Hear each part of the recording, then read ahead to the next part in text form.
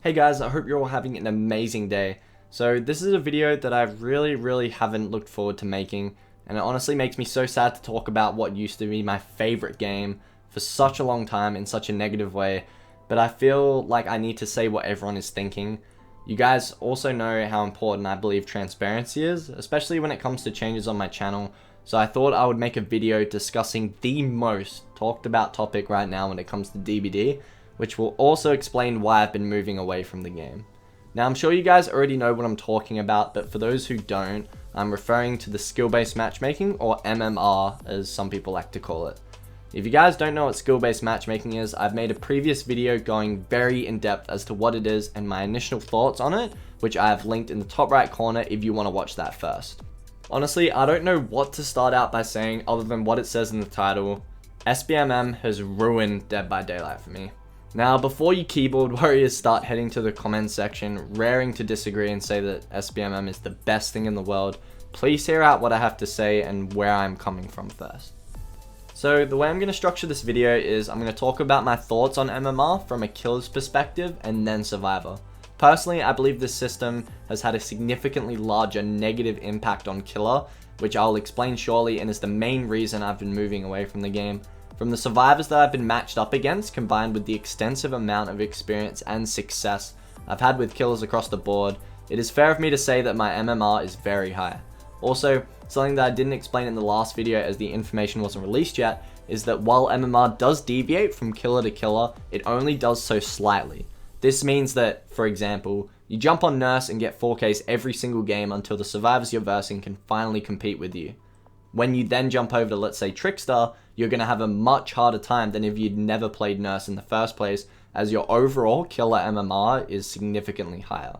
As a higher MMR killer main, I come across the same squads every single game, regardless of what killer I play or what time I jump on. The reason I've brought this up isn't a flex of ego, as honestly I couldn't care less what my MMR is, but to help you guys understand, when listening, that my points regarding killer come from the perspective of a higher MMR killer, and these issues won't necessarily impact someone with low to mid MMR, and there is a good chance you won't notice a significant difference in your matchmaking.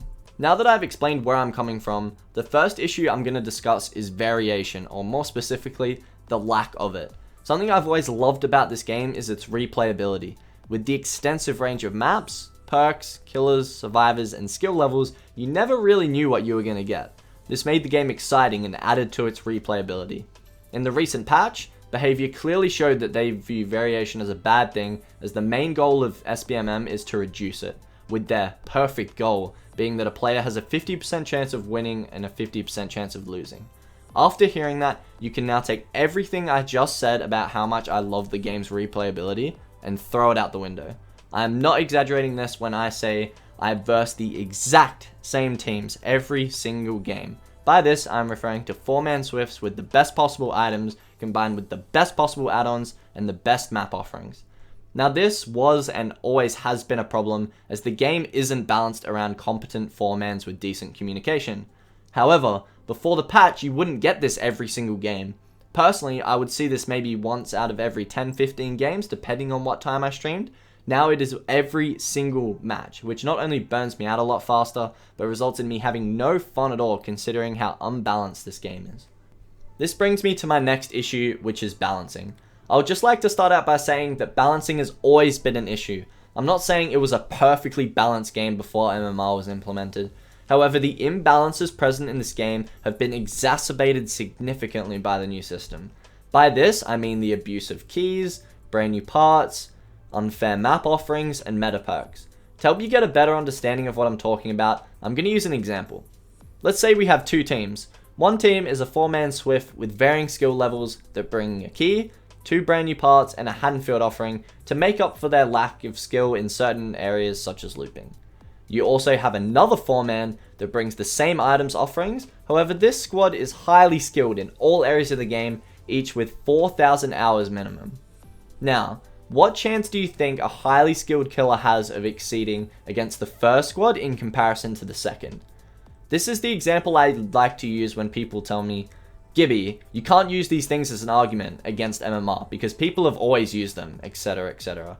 Yes, I can use them in an argument because before MMR was implemented, you would get a variety of skill levels, meaning you still had a chance of winning. But now, you have little to no chance, as survivors will spread out on gens, ending the game in 5 to 8 minutes, meaning even the best of killers can barely compete.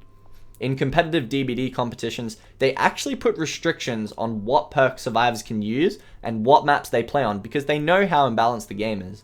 However, in regular unsanctioned matches where there are no restrictions, the killer has a very little chance of competing. At least when I'm beaten in a game such as Apex, I know I've been beaten in a fair fight where the outcome of the game wasn't influenced tremendously before the game has even started. Now there are a couple more points I wanted to discuss further, however I'll only brush over them as I want to keep this video purely MMR related rather than delving into imbalances. However, my argument is reinforced by the fact that killer meta perks such as Ruin, Undying, and Knowed are all cleansable, meaning there is the potential to get zero value out of them. However, survivor meta perks such as Dead Hard, Sprint Burst, Borrowed Time, Prove Thyself, and much more have little to no counterplay. Furthermore, all these factors I've explained in this argument lead to me losing a significant amount of matches, not because I've been out-looped or out-skilled, but rather out-perked. My last point builds on everything I've said so far, and I'll discuss this further on the other side from a survivor's perspective. What I'm referring to is perk variety. You wouldn't believe this if you're a new player to the game who didn't start until after MMR was implemented, but there are actually 182 perks in the game as of the time I'm making this video. As a killer, I would say roughly 10 of these perks are actually viable, and about the same for survivor. That means that approximately 162 perks in the game aren't feasible when versing higher MMR squads. This means as a high MMR killer, you are going to see those meta perks I discussed and more combined with super efficient survivors every single game. So for those of you who are low to mid MMR, enjoy it. Now onto survivor. Like I said earlier, I do think the impact has been much greater on the killer side. However, some of the points I've discussed apply to survivors as well, just in a different way. One of those points is variation. There are 25 killers currently in the game. However, as a high MMR survivor, you're going to see mainly nurses, spirits, blights, with the exception of a few others occasionally, as these strong killers are the only ones who can compete. Also, similarly to the killer point I mentioned, you're going to see the same killer perks every match, such as Ruin, Undying, Knowed, Tinkerer, Pop, etc, etc. Another important point I thought I should mention is playstyle. From a survivor's perspective, you're going to see more slugging, tunneling, and face camping, as the killers will use whatever means necessary to win.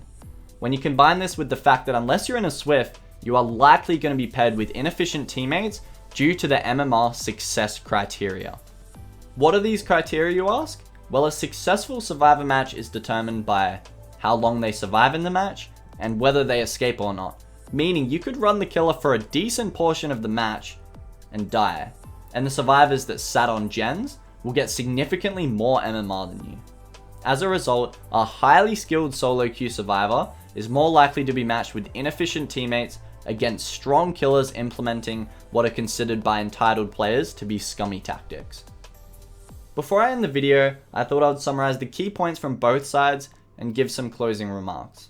From a killer's perspective, SBMM has resulted in the exacerbated use of items, offerings, and perks with little to no counterplay, a reduced list of viable killers and perks to choose from, reduced variety when it comes to the skill level of survivors, and overall minimal enjoyment due to the stress caused by dealing with abused imbalances in the game. From a survivor's perspective, MMR has resulted in survivors having a reduced list of viable perks to choose from, seeing the same killers every game with the best possible perks, inconsistent solo queue matchmaking with teammates when it comes to skill, and overall minimal enjoyment due to the lack of variety and replayability. Now, before I finish it up, I would just like to say that I loved this game. People would always ask me in the streams how I could play it for 8 to 10 hours a day, 5 days a week, and never get bored. And the simple answer was, I love the game, and I had so much fun playing both Killer and Survivor for hours on end, as each match was unique and enjoyable. But it hurts me to say that this isn't the case anymore, and I can only really have fun on Survivor for shorter periods and actually somewhat enjoy the game. It hurts that I had to make this video And as I said at the end of my last MMR video, I really hope that what I predicted regarding the new system was wrong and that it wouldn't ruin the game, but unfortunately it has. Well, from my point of view at least. I really, really hope they do something to fix these issues, but knowing behavior, it is unlikely that it will happen anytime soon, especially considering how long they spent working on the system. However, I do still have hope, which comes in the form of a very exciting asymmetrical horror game known as VHS, which so far seems to have solutions to all the problems I've seen with DBD. If you guys want to see me make a video on my thoughts of VHS, along with some information, then be sure to comment below. Again, it has been so sad to see a game I loved so much for so far, and I really appreciate all your guys' support on the channel in these uncertain times.